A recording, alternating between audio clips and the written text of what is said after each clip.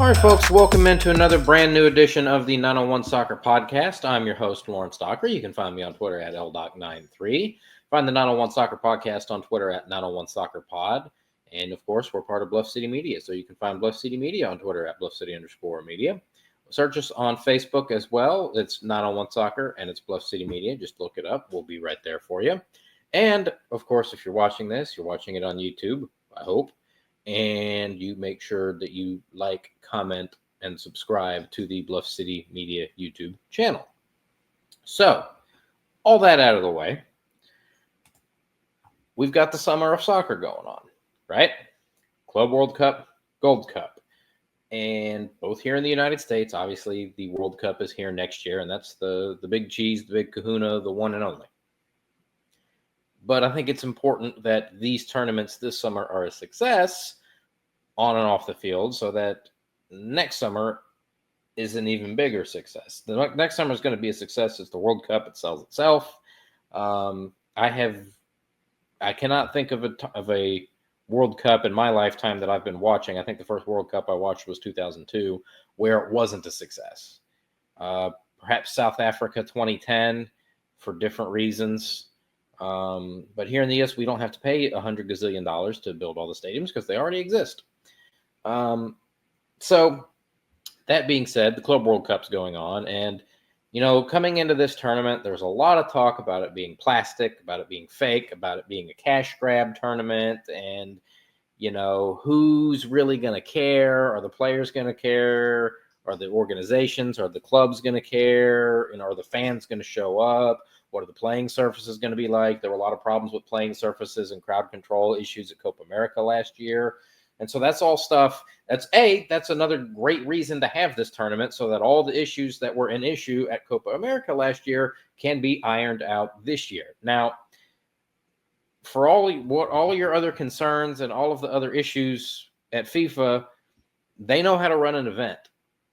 And all of the things that were a problem last year at Copa America, none of them have been a problem at the Club World Cup this year. All that being said, is this a cash grab tournament? Sure it is. Is this fake and plastic? Probably. If this was being played anywhere else in the world, would I care or would you care? Probably not. But it's here. And so far, I've had a blast.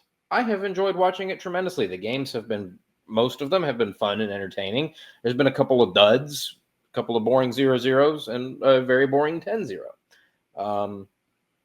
But a lot of it has been very gripping, very compelling soccer. By and large, the crowds have been pretty good, considering there were some factors with initial ticket prices being super high, and FIFA panicked, and now you can go, like, for example, there's 2 more Club World Cup games in Nashville, which I will be at, and I think you can get in the door for $15. That's not a lot of money. Now, the 3 hours there and the 3 hours back and spending money on the food in the stadium, different story. But to get into the door at a FIFA Club World Cup event, $15, I don't think you can beat that. You can't go to a Memphis Tiger football game for $15. Or maybe you can, but maybe that's not the best example. But anyway, I've had a lot of fun watching this Club World Cup. So far, I think the big winners at this Club World Cup are the Brazilian teams. The Brazilian clubs, and it's crazy to think, because when you think of Brazil, even if you are somebody who knows nothing about anything about soccer and you hear Brazil, you go, they're awesome at soccer. So I'm not exactly sure why it's been such a surprise that the Brazilian clubs have performed so well at this Club World Cup, but they have. And that's Fluminense, that's Botafogo, that's who else do they have here? Flamengo. They've all done very well, and they've also been very well supported in the stands. We'll talk about that more in a minute. Like, on the field, they have done very, very well for themselves. You had Palmeiras is on top of their group right now. You have Botafogo on top of their group right now. You have Flamengo on top of their group right now. So that's their Fluminense on top of there. So 4 Brazilian teams, and it looks like they're all on top of their groups right now. Now, this is being recorded at 8:19 p.m. on Sunday, June 22nd, as I'm talking to you, Manchester City is up 1-0 on Al Ain from Jordan or the United Arab Emirates. That's where we're at right now as we're speaking.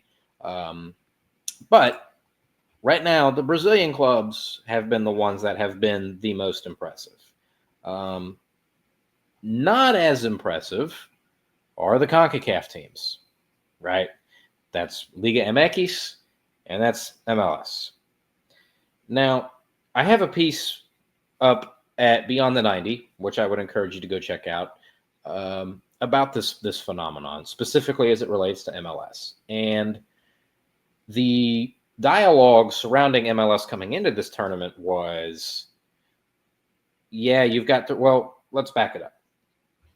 Originally, there were only going to be 2 MLS teams in this tournament, Inter Miami and the Seattle Sounders.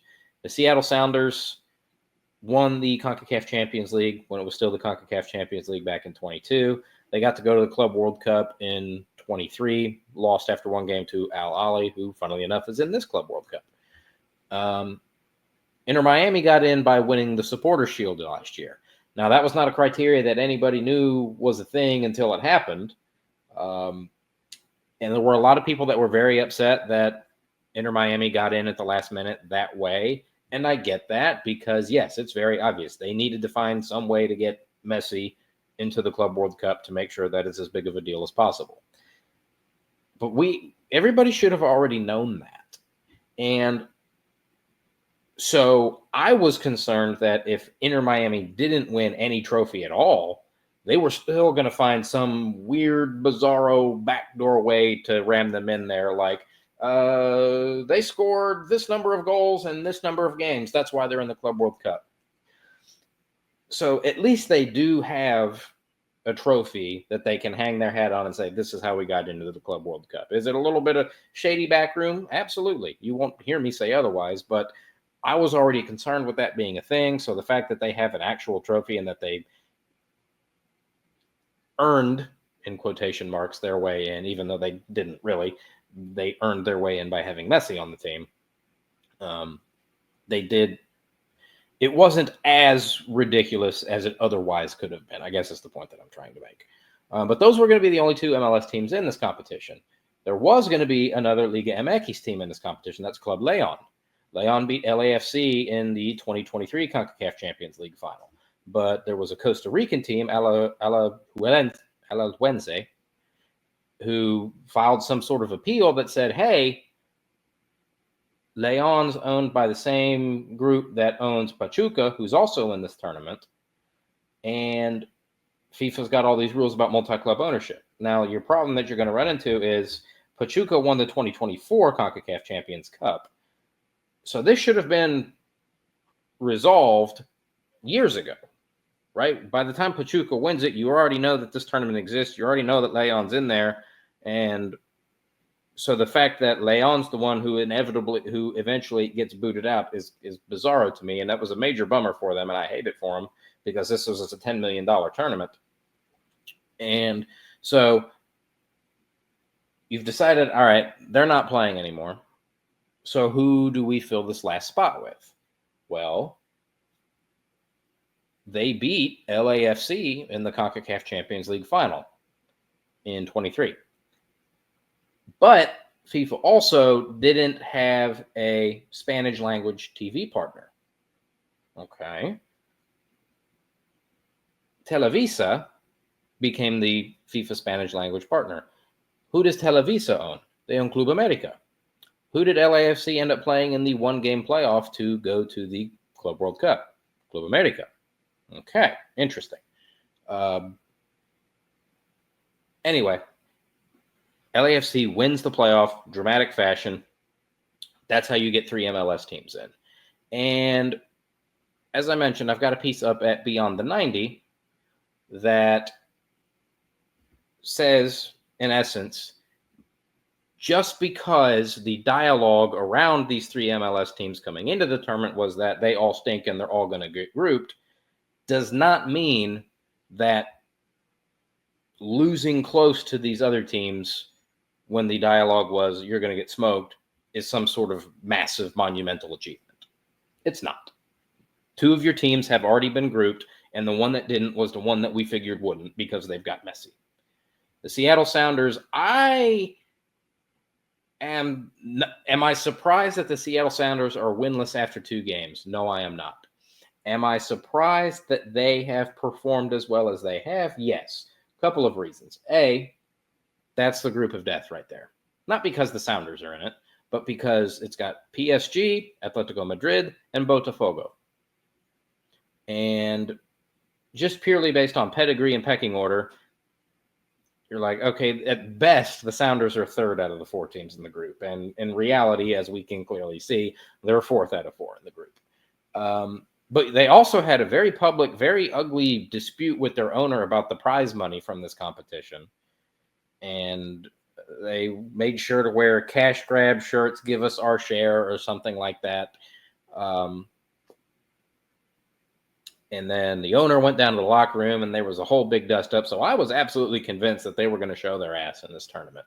They haven't. They haven't played PSG yet.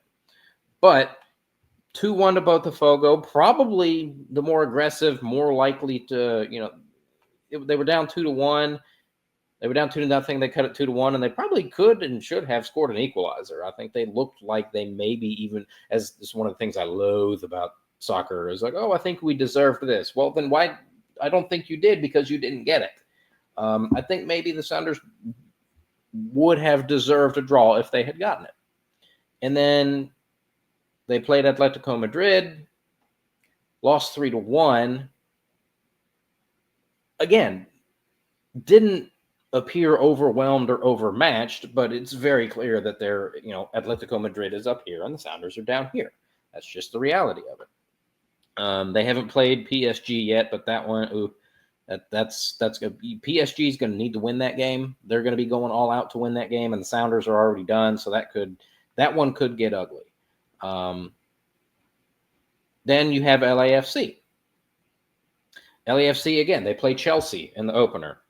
And nobody's expecting you to beat Chelsea because they just finished 4th in the Premier League. They've won the Champions League. The game was in Atlanta.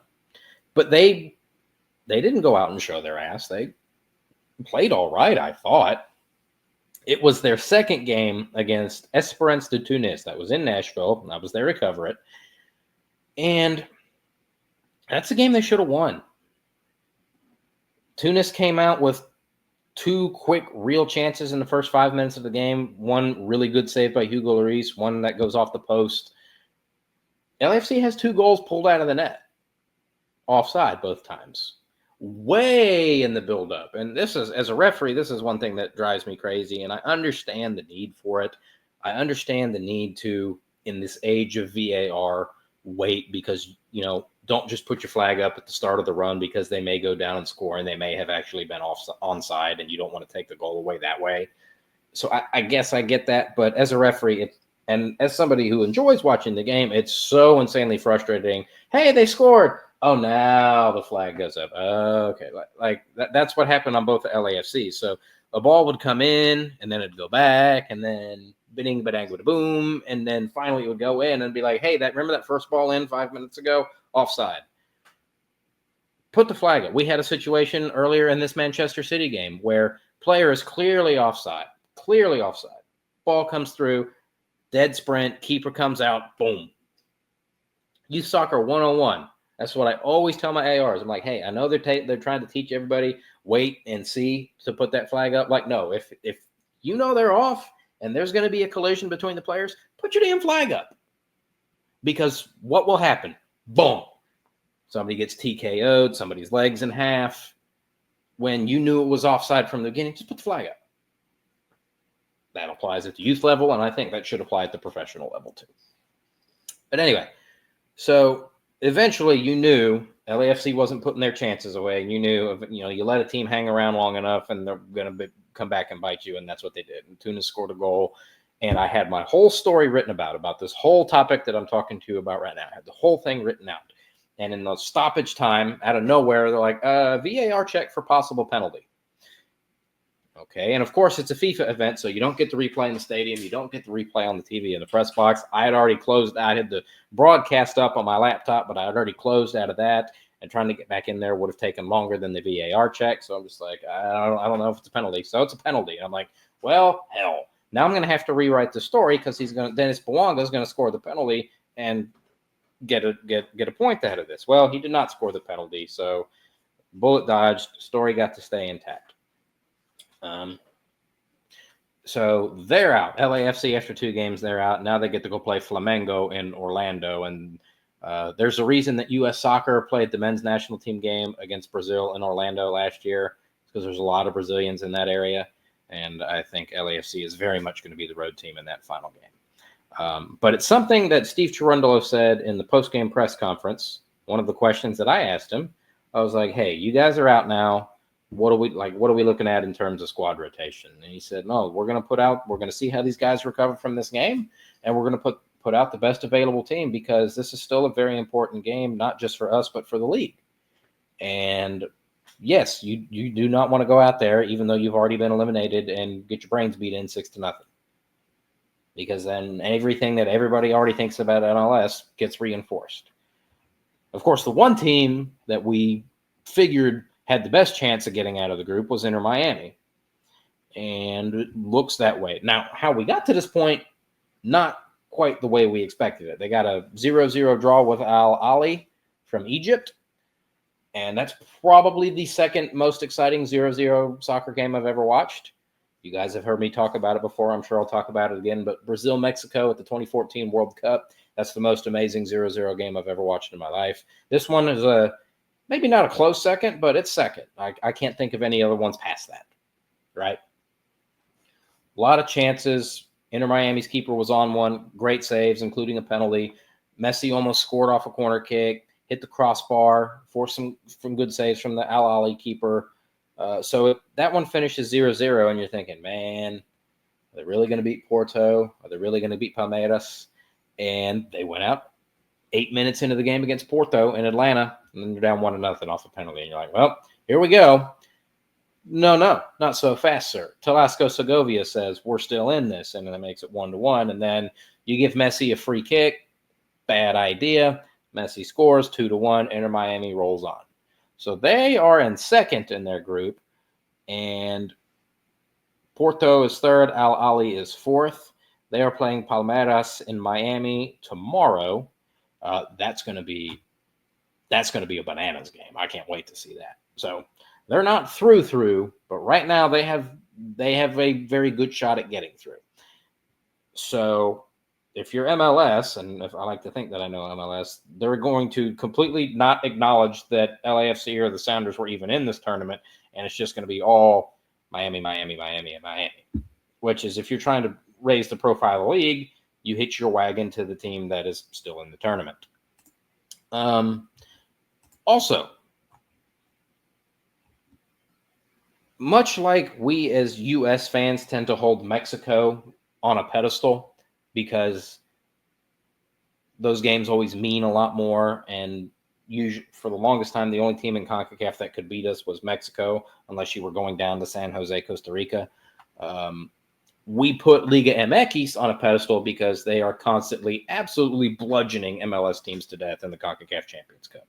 I don't want to hear about the Leagues Cup because the Leagues Cup is fake and played entirely in MLS stadiums.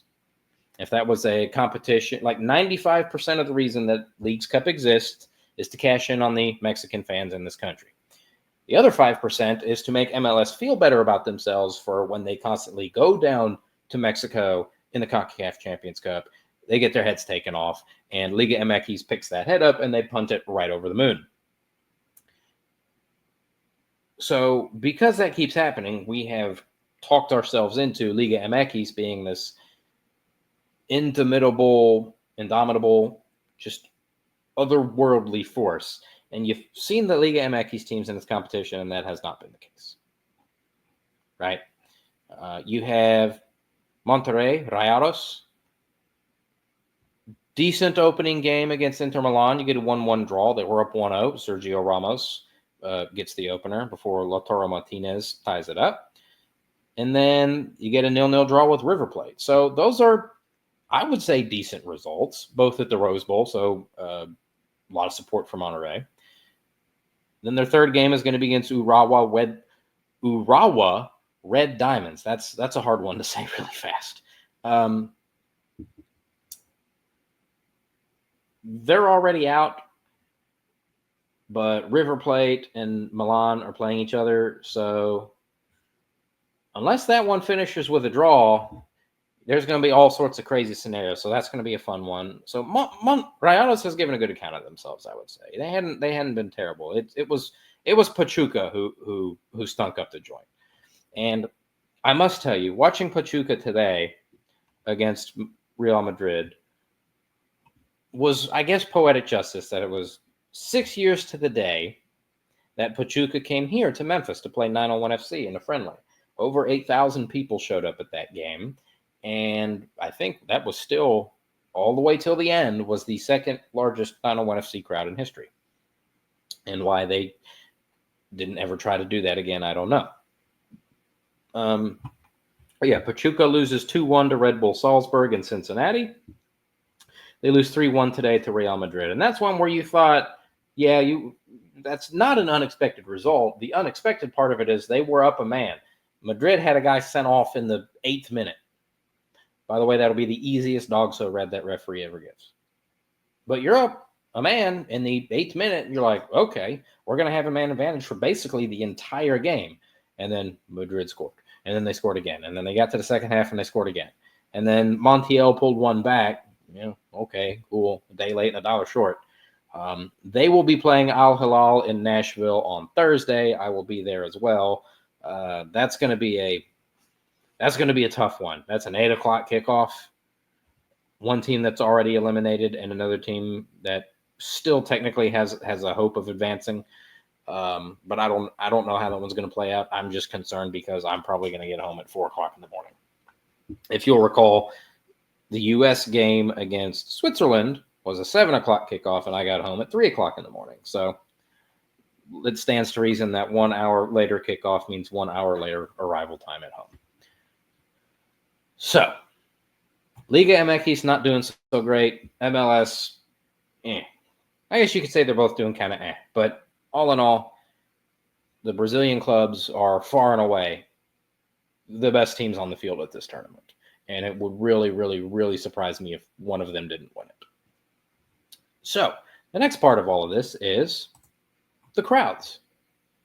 That was a huge topic of discussion coming into this tournament. Like, what are the crowds going to be like? And some of them have been really good, and some of them have been really bad. And there's a lot of reasons for that. I think Henry Bushnell from Yahoo had a really good piece that I think got taken down about why that's been the case. If you're going to want to talk like stadium capacity full, then no, this has not been a very good tournament from that perspective. But the actual numbers are not terrible, I don't think. Well, here, look, you got the opener, Inter Miami, 60,000. Palmeiras and Porto, 46,000. Palmeiras and Al Ahly, 35. Inter Miami and Porto and Atlanta, 31. Atlanta has been probably the biggest disappointment attendance-wise. 2 games so far, Chelsea and LAFC, Inter Miami and Porto, and of course right now Manchester City and Al Ain. But 31,000, like they average 48,000 a game for Atlanta United. So to get 22 and 31, again, by themselves, not awful numbers, but interesting tournament. Messi's involved in one of those games, and you're already a city and a stadium that draws very well for soccer, and so to be drawing below that is a little bit frustrating. And then, of course, you knew that some of these games between some of these teams that nobody has heard of or has any attachment to were going to struggle to draw. And so people trying to use, hey, Mamelodi Sundowns from South Africa and Ulsan HD from South Korea drew 3,400 people in Orlando. Yeah, that's not a great look. And even in a vacuum, 3,400 people. 3,400 people is not even a great crowd for the USL Championship, though Memphis 901 FC would have definitely taken it at the end. But what did you expect? These are 2 teams that nobody's heard of, that has no attachment to, that has no players that anybody's heard of. And it's in like if you had with it being a South Korean team, if you had played it somewhere in California, odds are that you probably would have had more people there. But it was in Orlando. Would I have liked to have seen more people there? Sure. But, it's not the end of the world. This is going to happen. It's a new competition, and these are some of the smaller clubs in the world, and that's okay. Here's what I will say. 13,651 for LAFC and Esperance de Tunis in Nashville. Now, I think I'm going to bet the under on 13,000 people being there, just like I'm going to bet the under on 20,000 people being there for the U.S. game against Switzerland. But here's what I'll say. The Tunisian fans brought it. And I can't sit here and pretend that I knew much about anything about Esperance de Tunis. I think really the only thing I know about Tunisian soccer is I'm pretty sure they went to the 2006 World Cup and they had a fan bring a live snake into the game. I think that's my knowledge of Tunisian soccer. But their fan, man, they brought it. Shout out to them. And they got the win. And they were, I don't know, I'd say at kickoff, I said like between 400 and 500. And I think as the game wore on, probably got closer to 1,000 Tunisian fans right behind that one goal, and they did not stop. And this is where MLS really gets exposed, in my opinion, and American soccer culture as a whole. Is I understand and appreciate the American soccer supporters groups. I do, because they're the ones that care. And if it wasn't for them, whatever dialogue and conversation around these teams that there is would not exist. Like for example, the Bluff City Mafia. If it wasn't for the Bluff City Mafia, there would be nothing, no noise, no nothing at those 901 FC games. I appreciate all the other people who came out, but the team's not here anymore, so not enough of you came out. The Mafia was there. But here's where this type of thing makes MLS look bad, is that most of these MLS games, you have a very small group of people behind a goal doing the same 6 chants. I'm insert city name till I die. We love you. We love you. We love you. And where you go, we'll follow. Like, oh, okay. And there's not like I'm trying to figure out how to say this without sounding like an asshole. It's different for these other fans of these other teams in these other countries. And, we kind of expect that from Brazilian and Argentina fans, and even to an extent Mexico fans, and even some of these European teams, although the clubs not so much when they come here. But, I mean, these Tunisian fans, 1,000 Tunisian fans behind the goal were at 10 out of 10 for 90 minutes. And when they scored, it got loud.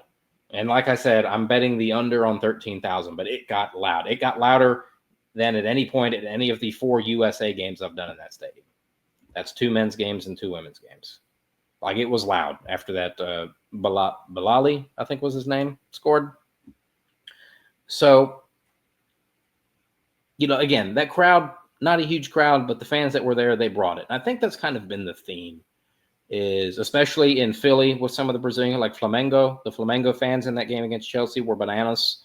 The Egyptian fans in that opener against Inter Miami, the Al Ahly fans, they brought it. The Sounders fans have been a little bit disappointed. It's weird because the Seattle Sounders used to be the gold standard for American soccer attendance, and then I think Atlanta United showed up and broke their brain, and then COVID happened and their brains broke even more. And I think a lot of them are still scared, unwilling, or unable to walk out their front door. And because you look at pre-COVID and post-COVID Seattle Sounders attendance numbers, and it's night and day. Like, they used to average 45,000 people a game, and now they can't even crack 30. They got 30,151 for the Botafogo game.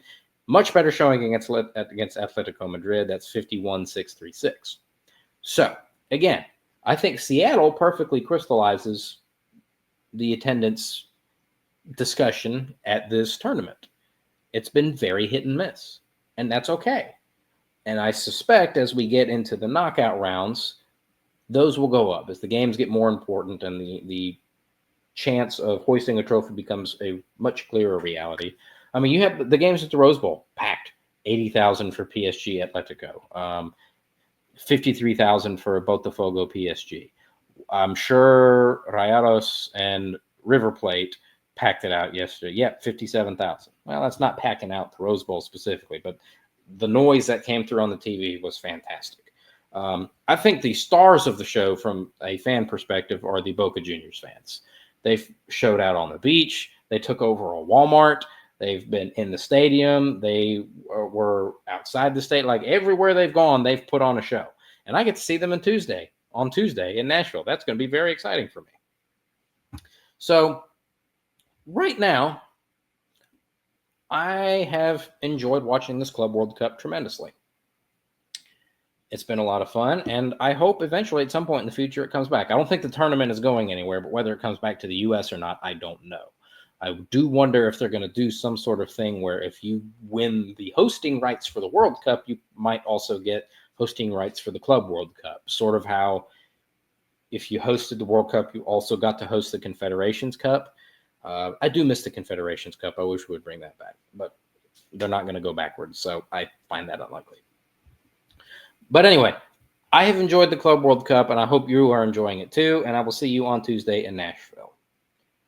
What I haven't enjoyed so much is watching the U.S. men's national team at the Gold Cup.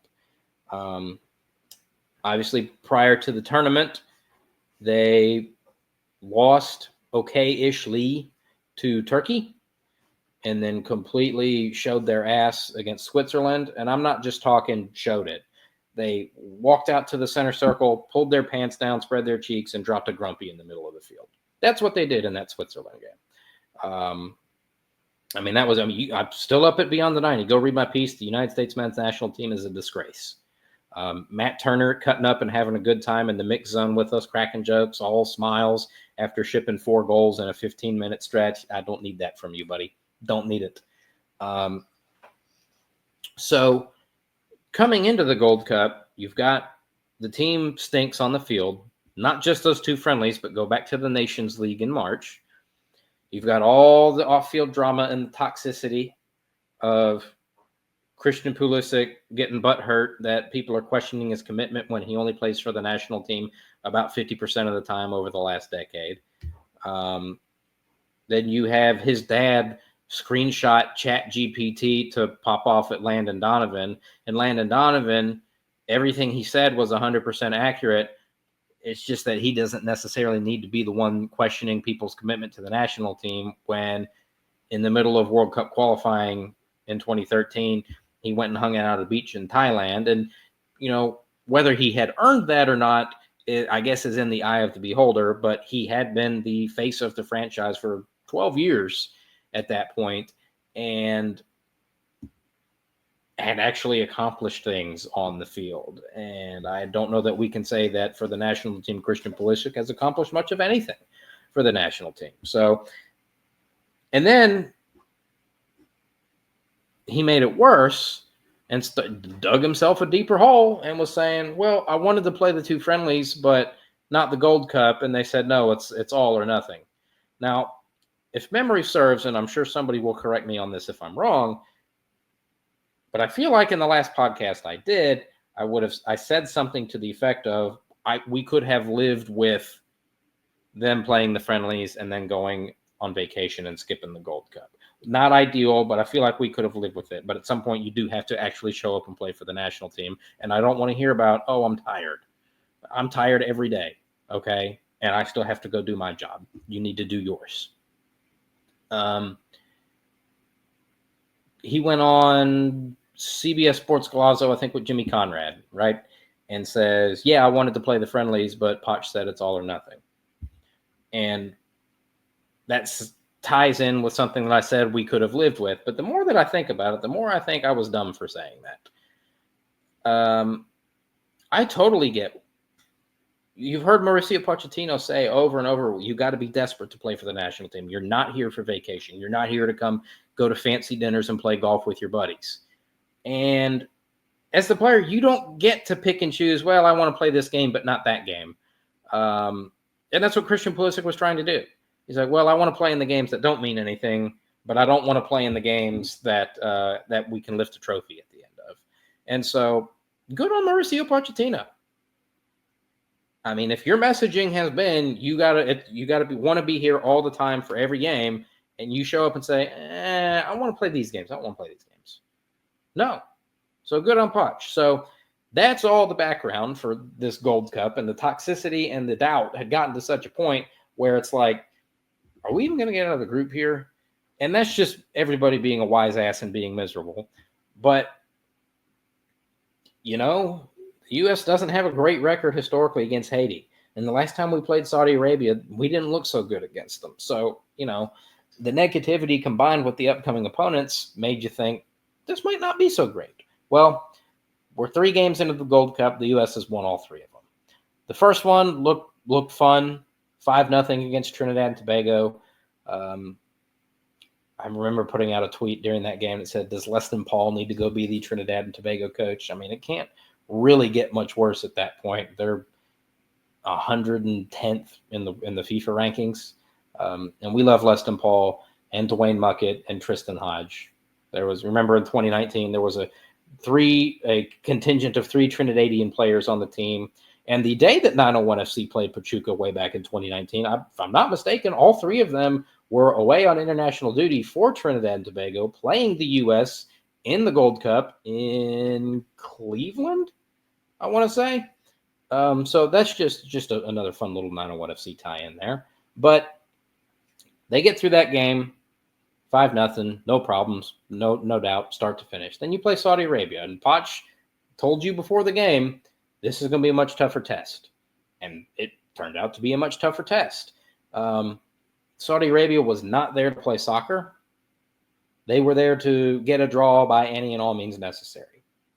And that included trying to waste time in the 50th minute, which the referee part of me goes, it's the 50th minute. We're not worried about time wasting. You've still got almost 40 minutes to play. Leave me alone.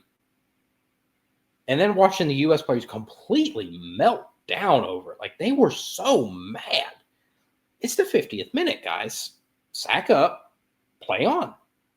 Go make them pay for wasting time. The way LAFC did the Club America in the Club World Cup playoff game. Well, that's what they did. They sacked it up, and then they went and Chris Richards scored a goal, and it turned out to be the game-winning goal. Also, Hervé Renard running out of the technical area and jumping into a melee, and Poch running out of the technical area and jumping into a melee. Not only did neither of them get sent off, which, maybe they probably both needed to be sent off, but neither one of them was cautioned. How is that possible? That is one of in the last year, that has been one of the big refereeing talking points is technical area management. And if you've got both coaches running out onto the field, and not just this far onto the field, we're talking out there. You have not controlled the technical area. You have not managed the technical areas. That's on AR1. That's on the 4th official. It's on the referee. Now, I will say this about the referee in that Saudi Arabia game. He was John Strong and Stuart Holden did faux commendation for him, saying, well, he's been very consistent throughout the game. Yes, but that whole little brouhaha and that dust up doesn't happen if you actually call fouls throughout the game.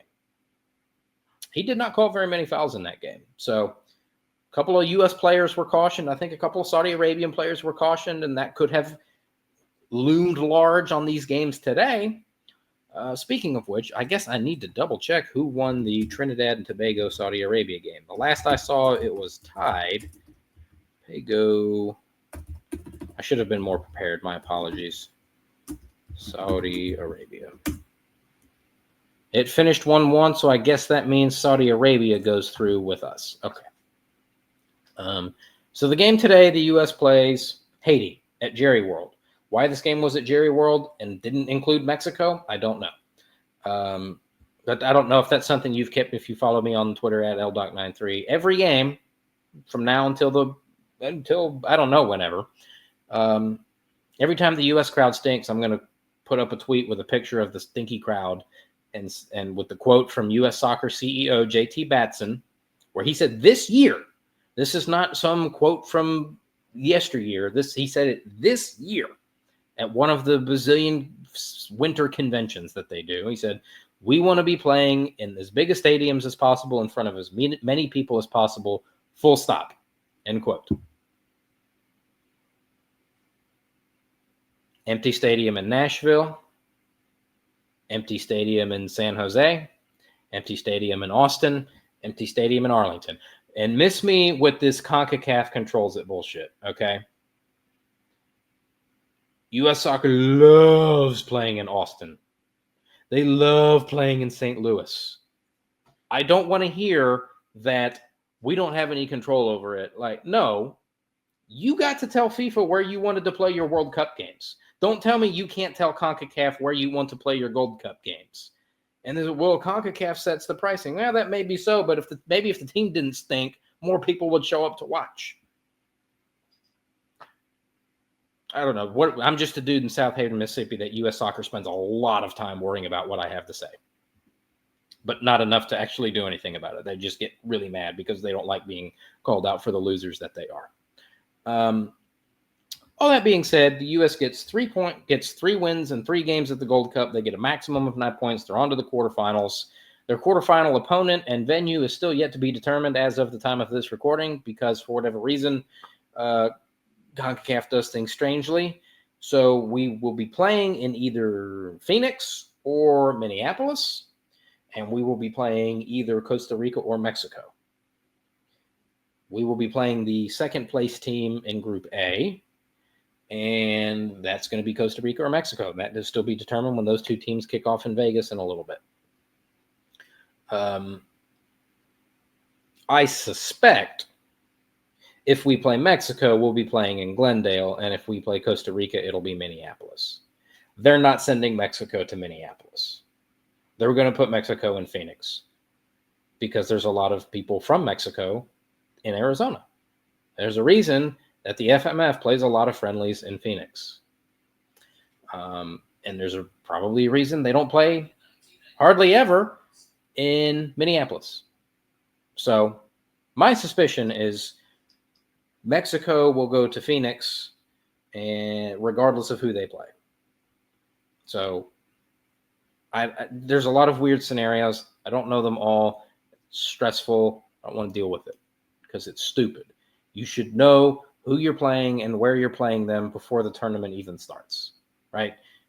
I'm in Group A. Here's Group B. We can play one of these 4 teams in one of these 2 cities. And I guess technically that's still true, but like you don't have to wait for all of it's all decided ahead of time. Anyway, so what do I like about the U.S. at this Gold Cup? That they've won. They didn't play with their food against Trinidad and Tobago. When they played Saudi Arabia, they found a way to grind out an ugly game against an opponent that was there just to make their life difficult. And I also like the fact that it was against a team from a different confederation because we've seen the U.S. against CONCACAF a gazillion times. It's not going to make us any better prepared for the World Cup. So, you had the Venezuela game in the January camp. You had the 2 UEFA friendlies before the Gold Cup, and you had an Asian team in the Gold Cup. And then in September, you're playing – who are they playing in September? I think they're playing Japan and somebody else. Let's look that up. They're playing Japan and South Korea. Okay. So 2 Asians. So finally, some opponent variety. Not so much venue variety, but we at least have opponent variety, which I think is good because you're going to be playing non-CONCACAF teams at the World Cup, so you need to figure out how you're going to do against the non-CONCACAF teams. What do I not like from the U.S. at the Gold Cup? That scoring seems to be a problem, the Trinidad and Tobago game notwithstanding. Yeah, they got 2 goals against Haiti and had 2 more pulled out of the net, but they just looked so boring. And, they looked so boring that Stu Holden was very noticeably frustrated with the way they were playing. And if you have ever watched John Strong and Stuart Holden call a U.S. men's national team game, I don't know if this is a Fox thing and a U.S. soccer thing or just a Fox thing or just a U.S. national team thing, but You'll recall in the last podcast, I said the attitude at U.S. soccer is everything is awesome all the time. The Fox people have got to stop with this U.S. is going to win everything. They're going to win every single game. It doesn't matter who they're playing. They're awesome because we have the rights to them. That's not reality. I would think you would have covered enough of their games over the last decade that you've had the U.S. contract that you would know that by now, considering how they didn't qualify for 2018 and how they got grouped at Copa America last year. But Stuart Holden was very noticeably frustrated and said so. And that's not something that they do at Fox Sports, unless it's really, really, really, really, really, really, really, really bad. And I don't think today against Haiti was really, really, really, really bad. And I agreed with everything that Stuart Holden said, but it was frustrating. But I think it speaks to how frustrating it is that even in the game that they won, that Stuart Holden was being as noticeably frustrated and irritated as he was. I think that speaks volumes about where we are with this team. And I understand, the A players aren't here. Okay, but I was so excited about the Pochettino hire. I mean, finally we've got a real coach, and it doesn't look really any different than it did under Greg Berhalter. And I hate that because I hated Greg Berhalter. That man inflicted 7 years of pain and suffering on me. And it's just, it hasn't looked radically different. We had a 3-game stretch, Jamaica, Venezuela, Costa Rica, and I think that was a little bit of fool's gold. But at the end of the day, right now, all we need to worry about is go out and win the Gold Cup. That's what we need to do. You win the Gold Cup, you can at least talk yourself into trying to create momentum for next year. But if you don't win the Gold Cup, or God forbid you don't even get to the semifinals, we're in trouble. And if we don't get to the semifinals, it might be time to start talking about, is Poch the guy? And does he need to go? I think that's – I don't know that he would, because $6 million is a lot of money and time's real short, but I don't know. But for right now, 3 wins in 3 games, something they've only done twice in the last 5 or 6 editions of the Gold Cup. So for them to do that, in light of all the adversity and all the negativity, good on them. Circle the wagons. Keep finding ways to win. Winning needs to happen all the time. It needs to be continuous, and it needs to be contagious. And so if you keep winning, you go on and win the Gold Cup. I think what we were doing this, and I think we stabilize. I think we stop the bleeding if we win the Gold Cup. And if you start performing well in the friendlies in September, October, November, then not only do we stop the bleeding, but we've pumped the water out and we're starting to rise back up. All right, that'll do it for us here tonight. Thanks, everybody, again, for tuning in. I'm your host, Lawrence Dockery. You can find me on Twitter at LDoc93. You can find the 901 Soccer Podcast on Twitter at 901 Soccer Pod. Bluff City Media on Twitter at Bluff City_media. Find us on Facebook. That's 901 Soccer, and that's Bluff City Media. And, of course, on YouTube, please make sure to like the video. Please comment on the video, share it far and wide, and subscribe to the Bluff City Media YouTube channel. And hopefully we'll be back to talk with you after the next 2 Club World Cup games in Nashville.